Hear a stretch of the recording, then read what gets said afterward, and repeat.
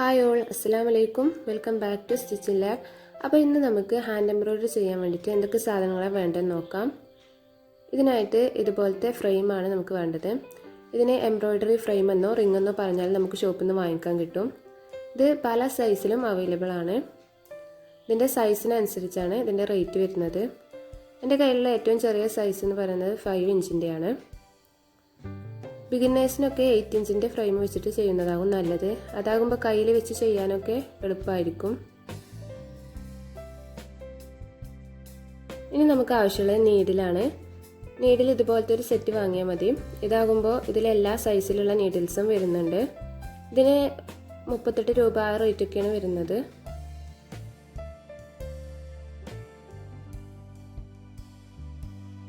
ഇനി നമുക്ക് വേണ്ടത് ഇതുപോലത്തെ ഒരു ത്രെഡ് കട്ടറാണ്. ഇതല്ലെങ്കിൽ നമുക്ക് സിസർ വേണമെങ്കിൽ എടുക്കാം. ഇതാകുമ്പോൾ ത്രെഡ് കട്ട് ചെയ്യാൻ ഒന്നുകൂടെ എളുപ്പമായിരിക്കും. ഇതിന് 25 രൂപ റേറ്റൊക്കെയാണ് വരുന്നത്.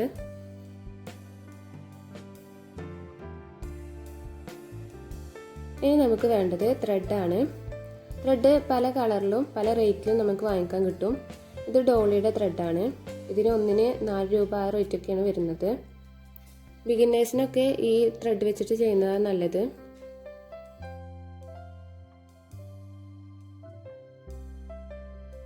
ഇത് ആങ്കറിൻ്റെ കോട്ടൺ ത്രെഡാണ്. ഇതിന് ഒന്നിന് 3 രൂപ ആ റേറ്റൊക്കെയാണ് വരുന്നത്.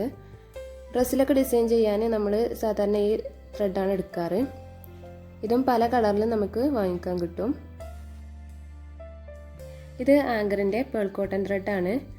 ഇതും നമ്മൾ ഡ്രസ്സിലൊക്കെ ഡിസൈൻ ചെയ്യാൻ തന്നെയാണ് സാധാരണ എടുക്കാറ്. ഇതിന് ഒന്നിന് 35 രൂപയാണ് വരുന്നത്.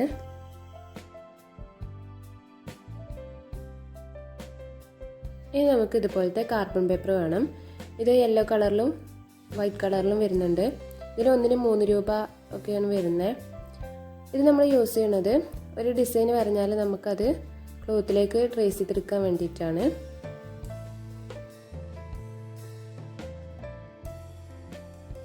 ഇനി നമുക്ക് വേണ്ടത് ക്ലോത്താണ്. ഇത് കേസ്മെൻറ്റിൻ്റെ ക്ലോത്താണ്. ഇതിന് മീറ്ററിന് 130 രൂപയാണ് വരുന്നത്. ബിഗിനേഴ്സിനൊന്നും ഇത്ര നല്ല റേറ്റുള്ള ക്ലോത്തൊന്നും വാങ്ങിക്കേണ്ട ആവശ്യമില്ല. ഇതിൽ റേറ്റ് കുറഞ്ഞ ക്ലോത്ത് നമുക്ക് വാങ്ങിക്കാൻ കിട്ടും. ഒരു മല്ലു ക്ലോത്ത് ഉണ്ട്. അതിന് മീറ്ററിന് 45 രൂപ ആ റേറ്റൊക്കെ ഉള്ളൂ വരുന്നത്. അത് വാങ്ങിച്ചാൽ മതി.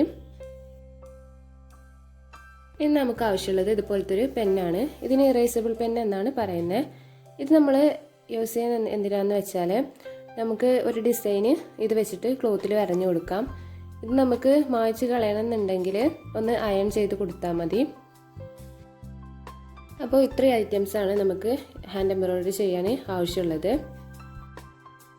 ഇനി നമുക്ക് ഫ്രെയിമിലേക്ക് എങ്ങനെ ക്ലോത്ത് ഫിക്സ് ചെയ്യണമെന്ന് നോക്കാം. ഇതിനായിട്ട് ഇതിൻ്റെ സ്ക്രൂ ഒന്ന് നമുക്ക് ലൂസായി കൊടുക്കാം. ഇതിന് ഇന്നർ റിങ്ങും ഔട്ടർ റിങ്ങും വരുന്നുണ്ട്. ഇത് രണ്ടും നമുക്കൊന്ന് സെപ്പറേറ്റ് ചെയ്തെടുക്കാം. ഈ സ്ക്രൂ വരുന്ന ഭാഗമാണ് ഔട്ടർ റിങ്. ശേഷം നമ്മൾ ഇന്നർ റിങ്ങിനെ ഈ ക്ലോത്തിൻ്റെ താഴെ വെച്ച് കൊടുത്തിട്ട് ഔട്ടർ റിങ് ഇതിൻ്റെ മുകളിലായിട്ട് വെച്ച് കൊടുക്കാം.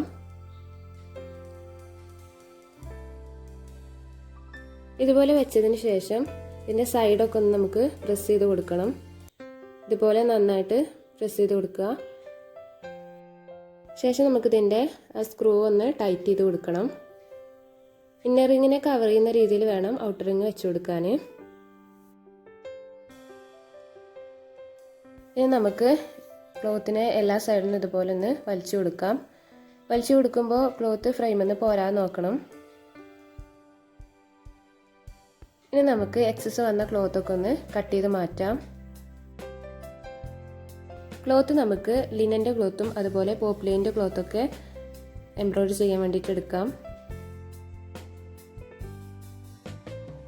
ഇനി നമുക്ക് ഇറേസബിൾ പെൻ യൂസ് ചെയ്തിട്ട് ഒരു റൗണ്ട് വരഞ്ഞെടുക്കാം.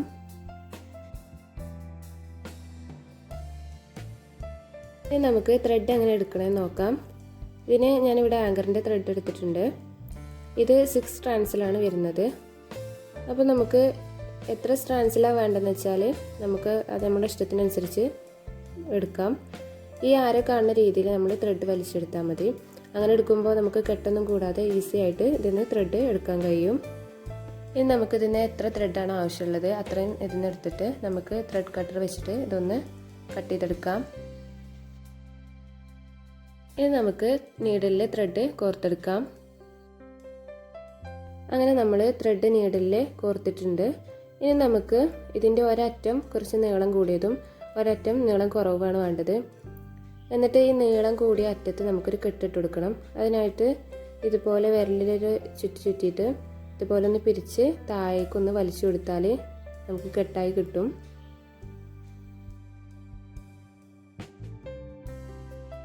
ഇനി നമുക്ക് എങ്ങനെ സ്റ്റിച്ച് ചെയ്യണമെന്ന് നോക്കാം. ഇതിനായിട്ട് നീഡിലിനെ താഴേന്ന് മുകളിലേക്ക് കുത്തിയെടുക്കാം. എന്നിട്ട് നമുക്ക് ഇഷ്ടമുള്ള സ്റ്റിച്ച് ചെയ്തിട്ട് ഇതുപോലെ നീഡിൽ താഴേക്ക് തന്നെ കുത്തിയിറക്കാം.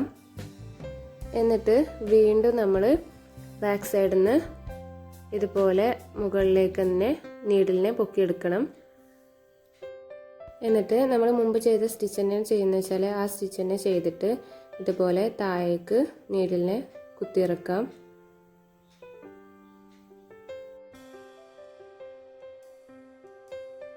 അങ്ങനെ നമ്മൾ സ്റ്റിച്ച് ചെയ്ത് കഴിഞ്ഞിട്ടുണ്ട്. ഇനി നമുക്കിതിൻ്റെ ബാക്ക് സൈഡിൽ ഒന്ന് കെട്ടിട്ട് കൊടുക്കണം. അതിനായിട്ട് നീഡിലിനെ ഈ ത്രെഡിൻ്റെ ഇടയിലൂടെ കൊടുന്നിട്ട് നീഡിലിൽ ഇതുപോലെ 2-3 പ്രാവശ്യം ത്രെഡ് ചുറ്റി കൊടുത്തിട്ട് നമുക്ക് ഇതിനെ നീഡിലിനെ ഒന്ന് മുകളിലേക്ക് വലിച്ചു കൊടുക്കാം. അങ്ങനെ നമ്മൾ കെട്ടിട്ട് കൊടുത്തിട്ടുണ്ട്. ബിഗിനേഴ്സിന് ആർക്കെങ്കിലും എംബ്രോയിഡറി കിറ്റ് ആവശ്യമുണ്ടെങ്കിൽ കമൻറ്റ് ബോക്സിലോ അല്ലെങ്കിൽ ഇൻസ്റ്റാഗ്രാമിലോ എനിക്ക് മെസ്സേജ് അയച്ചാൽ മതി.